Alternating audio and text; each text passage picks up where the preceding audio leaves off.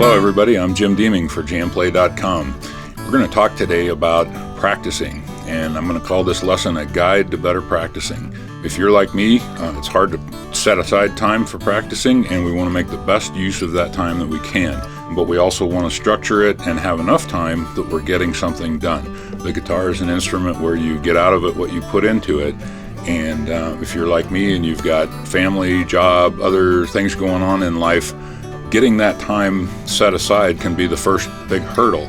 And I want to encourage you to strive for consistency and frequency rather than long practice sessions. If you can practice 10 or 15 minutes a day, daily, that's far better than if you practice once a week on Saturday afternoon and go for a 4-hour marathon. Certainly your guitar can sit in the corner and you can pick it up anytime you want to and have fun with it. But we want to make sure, to make real progress, we want to make sure that you always have a consistent time set aside for doing actual work on the guitar. And I'm going to talk a little bit today about what to do with that time and how to approach practicing the guitar. Before we even get started, I want to get a couple of things out of the way. One of the things I hear a lot is from players that are already adults, maybe even in the age category I am, and you're 50 plus and you're thinking, I had a guitar when I was a kid and then I lost interest or life got in the way and I quit playing, and I'm just not sure if I can take this up now at this stage, or I'm not sure if I have the time, what to do with that time. I want to get that out of your mind, because literally any person at any age can learn the guitar. I've read all of the stuff online about how your brain works differently and you learn at different rates or different ways when you're older, but none of those are prohibitive for you starting on the guitar. I have students on JamPlay that are in their 60s and 70s, some including that are just starting out for the first time, and they're doing great. They find that they have a different approach to structure and discipline and putting time in, and maturity has its benefits. We've all seen the YouTube videos. There's little 5-year-old kids that pick up a guitar that's as big as they are, and they're just mind-blowingly good, or it seems so. And there are those rare birds. Most of us are mere mortals, and we need to take a more structured and disciplined approach. And later in life, when you get started, you have that or are capable of that. And I want to encourage you to view that as a positive as you get started, not a hurdle, okay? I want to deal with another objection that I hear from new students, or another concern. I just don't have any musical talent whatsoever. Well, especially if you're as old as I am, you've certainly listened to a lot of music in your life. And all of that music that you've listened to, somewhere deep in the back of your mind is filed in a box where you at least understand what you like when you like music or you don't like it. And you probably understand, at least, maybe not consciously, but you're familiar with the structure. A song has a beginning, it has a middle part, it has an end. There's things about it that make us like it. Maybe the chords are neat, maybe the melody line is very memorable, things like that. Even if the only instrument you've ever played in your life is a radio, you have the ability to appreciate music and you enjoy music. That is all you need to get started playing music. There's your motivation right there. Now, I won't kid you, you got work to do. And we're going to keep that work fun, and we're going to knock over some obstacles for you so that you can make progress. But don't psych yourself out into thinking, I don't have any musical talent and therefore I can't play the guitar. That is not true. I can get anybody playing the guitar if they really want to do it. And that's why you're here. Maybe you're thinking, wow, I went into a guitar store and I picked up a guitar and sat down and it just felt awkward and I can't play that thing. My hands are too big. Look at mine, right? Huge hands. My hands are too big to play the guitar. Maybe you would say, well, my hands are too small. There's no way I'm ever going to be able to play a bar chord because I have little hands. All right? If you've spent any time at all on YouTube or on the internet, I know you've seen the videos of little teeny tiny persons in Korea playing full-size classical guitars that they can barely hold. And those kids are monster players. It is doable. Muriel Anderson is a great guitar player. And Tommy Emmanuel said she has hands like a mouse. Her hands are tiny. She's a phenomenal world-class guitar player, okay? My hands are huge. I get around this neck. I play a 1 11/16 inch, fairly narrow neck. And I get along with it just fine. It takes practice, and you've got to be focused and learn to do it. But hand size, Finger dexterity is not a limiting factor. That shouldn't stop you, okay? Hand size we can't fix, but we can learn with practice to make it work. Dexterity, that comes with practice, and we're going to talk about that. Maybe another objection you might have or concern is, wow, I play the guitar and it hurts. Maybe I don't have the right size guitar. Maybe it's not set up properly. Those things are all fixable within limits, but they're not showstoppers. Again, you can work through these things. You can find solutions to them, and that's what JamPlay is all about. That's why I'm here, is to help you solve things like that. Literally anybody can play the guitar, and we're going to get you there. One of the questions that I get asked most frequently is, what should I practice? I don't even know where to start or what to do. And one of the biggest recommendations that I have for you is to get a guitar hero. If you don't already have one, find a guitar player that you like the sound of, a guitar player that you wouldn't mind, for your beginner phase anyway, emulating and striving for. What this does is it gives you a tolerance for a word that I'm going to use a lot today, and that's repetition. Repetition is going to be your key to making progress on the guitar, and it's a lot easier to repeat stuff over and over again if it's something that you really like the sound of and that you want to make your goal. And this is true whether you're a beginner or an intermediate player. Having focus and having it fixed in your mind what good playing sounds like goes a long way toward measuring your own progress.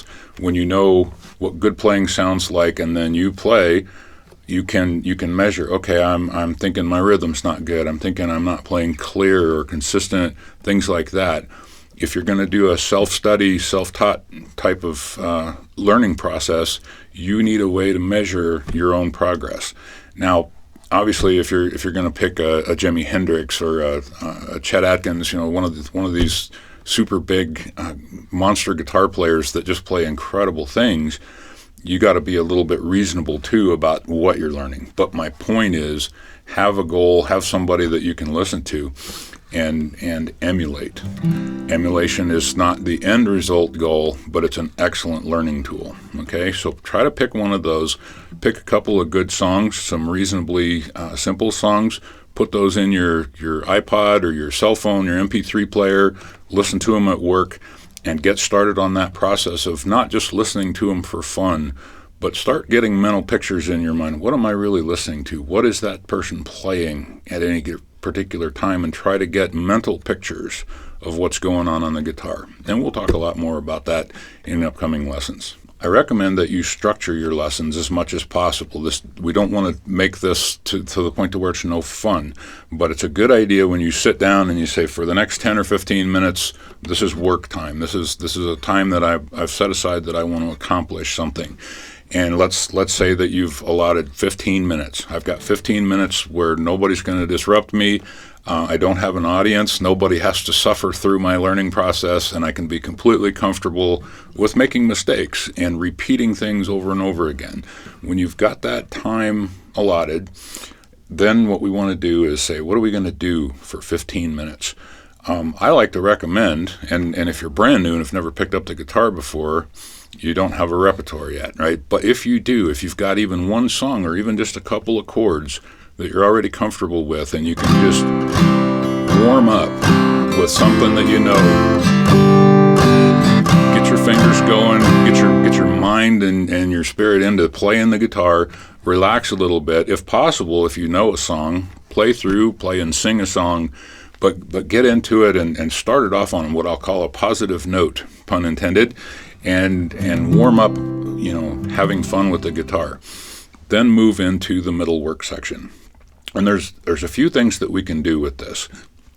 Chances are, wherever you are in the process of learning the guitar, you've got some things that you were learning yesterday or last week, and they're still fairly new. And it's always good to keep repeating basics. Okay, review those basics. Make sure that you're understanding them, you mentally are memorizing them, and you're getting more comfortable with them. Make that first part of the work session a review of things you already know, but maybe they're not 100% yet.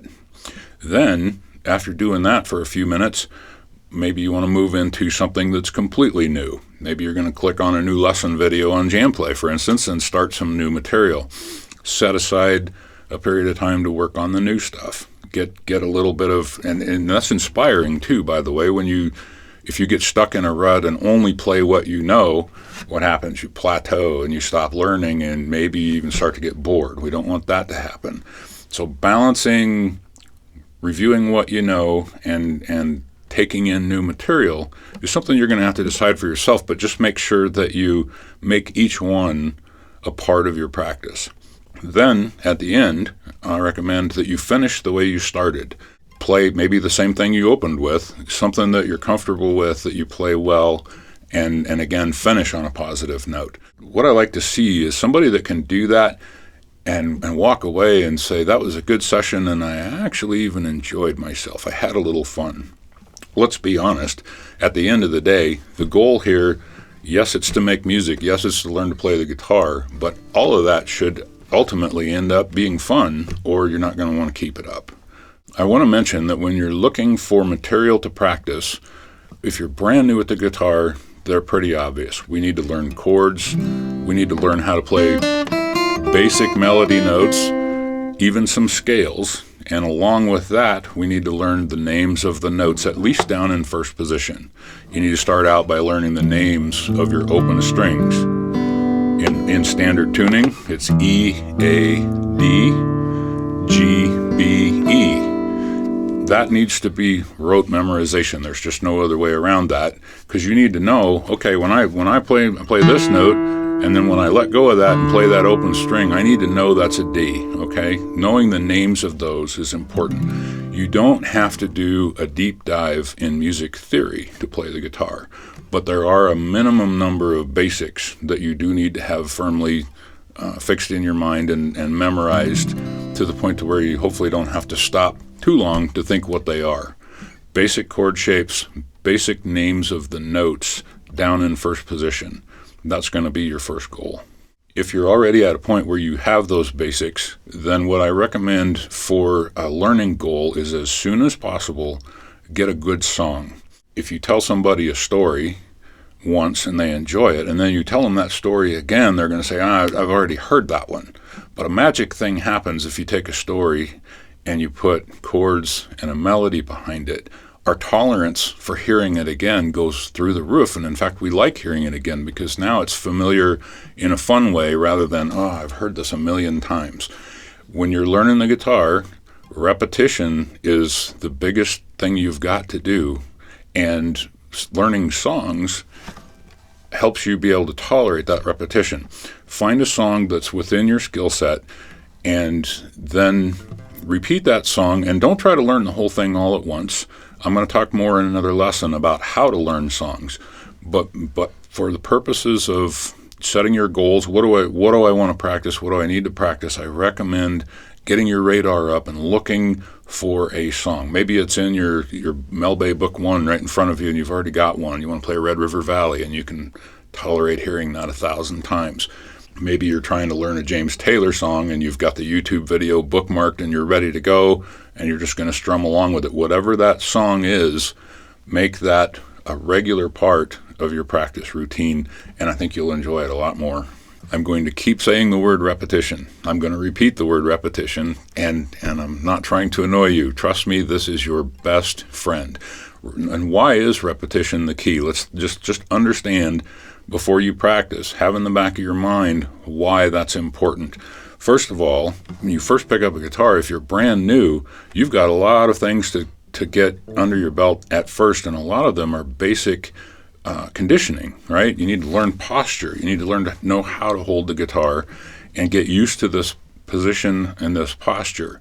The second thing is physical conditioning, like calluses. You know that when you push down on the strings, if you're new to the guitar, it doesn't take very long before those things start to get a little tender. You don't want to play until you have blisters. So how do you get to that point? Short practices every day. Remember, not a marathon on the weekends. Short daily practices really help you get those calluses built up. How long does that take? It varies with the individual. It varies with what kind of guitar you're playing. If you're playing a nylon string guitar, you're not going to need as tough of a callus as this type of a guitar with steel strings. But you do need to develop that over time. You don't need to hurt yourself with that, okay? Pain is not your friend when it comes to calluses, all right? Little bits at a time, go as long as you can, stop before it hurts. The other thing we're trying to accomplish with repetition is we have to memorize some stuff. I already mentioned memorizing your basic first position chords, memorizing the names of the strings and at least some of the notes down here in major scales would be a good idea. And so we have mental memorization. That transitions into the next phase, which is muscle memory or motor skills. Needs to get to the point to where when you see on a chord chart a C chord, your fingers need to know where to go without you having to stop and engage the computer up here and say, oh, that's right, the C is like this. Okay, there, I got it. You obviously can't do that when a song is in flight, right? You don't have time for that. That muscle memory, that motor skill can only come with repetition. How long does that take? Well, that also varies by the individual. I can tell you that I personally require a lot of repetition to get something burned into that phase. If I'm learning a new song, I play fingerstyle. Some of those songs are complicated. It can take me literally hundreds of repetitions to get all of the different components into muscle memory, or even close to muscle memory. If you think about that, repeating a particular song, and I'm not exaggerating, for me, hundreds of times, you might think, wow, I don't think I can stand that. Well, if you're working on something you enjoy and you take it in small bites, I think you'll find that you can. And make each little segment of a song or each new technique that you acquire, make that a goal and celebrate that accomplishment and enjoy it.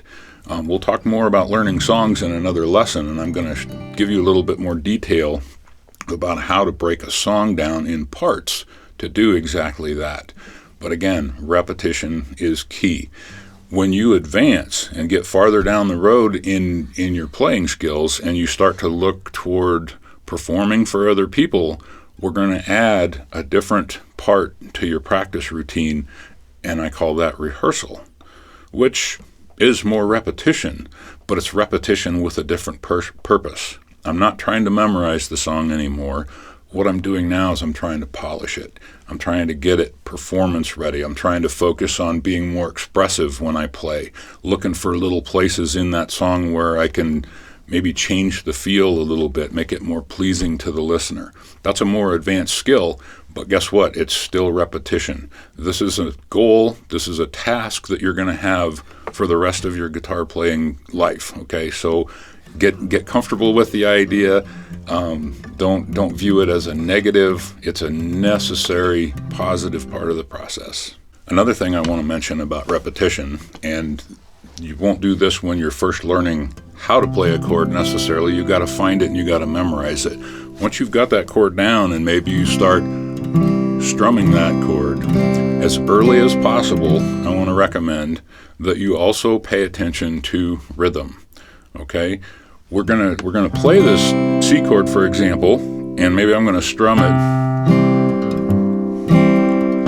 And what I'm doing here is I'm trying to learn how to find those bass notes and make that chord sound good.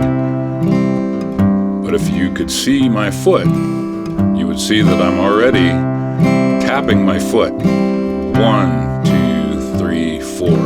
1, 2, 3, 4. My earliest instructor when I was just a little kid relentlessly hounded me count out loud, and I hated that, but it was important. It sounds silly, it's a little weird, and it's actually at first kind of hard to do.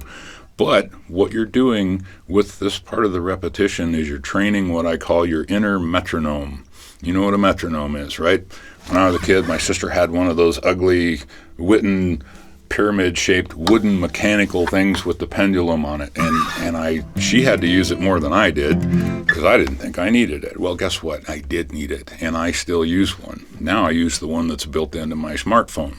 You can get metronomes everywhere. You probably have or could get one on your phone right now. Get the metronome, get it started at a tempo, and then when you're working on your basics or your first song, or your first scale even, 1, 2, 3, 4, 1, 2, 3, 4. You count loud, you tap your foot, you play to a metronome. It's never too early to start working on that inner metronome. The last point I want to make about practicing is as you go along, you're going to be trying to measure your progress, right? And the way you do that is comparing yourself to better players, for one. You also ask yourself, does it really sound good? There's a couple of things you can do and a couple of things to keep in mind. One is, if you have the means, and it can be as simple as your computer, your phone, turn on a little recording device and play something, and then put the guitar down completely out of your hands and listen to it and see what you think. Was my rhythm good? Did I get all the notes clear? Was it pleasing to listen to? And measure yourself with recording. That's one good way to go. When you do this, however, whenever you're evaluating your process, your progress, you got to be honest with yourself, but it also is important not to be a relentless perfectionist critic, okay? When you're new to the guitar, even when you're an intermediate guitar player, you're probably not going to play everything perfectly. That's the goal. But it's a long ways down the road from learning something new. All that repetition has to happen first, right? But you do need to kind of assess, how am I really doing here? Is there anything glaringly wrong that I really need to fix? If you can play the chords and you can play the notes and you know them, most of the time what I see is the problem ends up being consistent rhythm. Maybe it's playing clearly. Focus on those kinds of things, but don't get mad at yourself, get frustrated with yourself. Remember, this is supposed to be fun. I like to, when students ask me, Jim, I'm watching your videos on JamPlay, and I took on this new lesson. Maybe it was a 15-minute lesson of new material. Do I have to know that perfectly before I go on to the next lesson, or how good should I be? This is a hard thing to quantify, but I make up numbers. And what I say is, if you're comfortable with all of the material in there, you at least understand it, and then let's say that you're proficient at about 80%. You're getting a B, okay? We'll call B a passing grade. Then go ahead and move on to more material. But remember what I said when we structured our lesson. Part of that lesson is reviewing what we already know, and part of it is taking on new. Don't forget to go back, especially on those lessons that you're at 80% on the topics, techniques, whatever. If you've got one that's not perfect yet or not close to perfect, go back and review that and keep that one repeating in your practice session. You can kind of imagine then that what's going to happen over time is the amount of material that you want to do in a practice session is going to expand, and that's a good thing. At the same time that's happening, your calluses are toughening up, your capacity for playing overall is going to expand, and pretty soon that 15-minute practice session is going to be 30 minutes, then it might move to an hour. However much you can do good constructive work, be an honest reviewer of yourself, but not a harsh taskmaster, not a perfectionist. You got to find your sweet spot in there of what works for you. It is good at some point to get some feedback from someone else, particularly another guitar player. But you don't have to go there until you're comfortable that you have something to present, and go from there. So what we've talked about here is when you practice, you want to have a goal, you want to be consistent, and you want to understand that repetition is your friend, and it's what this is all about. And just be patient with yourself, be honest with yourself, and keep it fun, okay? And speaking of fun, in the next lesson, I'm going to help you solve one of the biggest hurdles that new guitar players have, which is the dreaded bar chords, okay? I'm going to give you several tips for how to get those in your bag of tricks, and that'll make you a much better guitar player down the road. You need bar chords, you really do. And they're not the unsolvable evil that a lot of new guitar players end up thinking that they are. So we're going to cover that.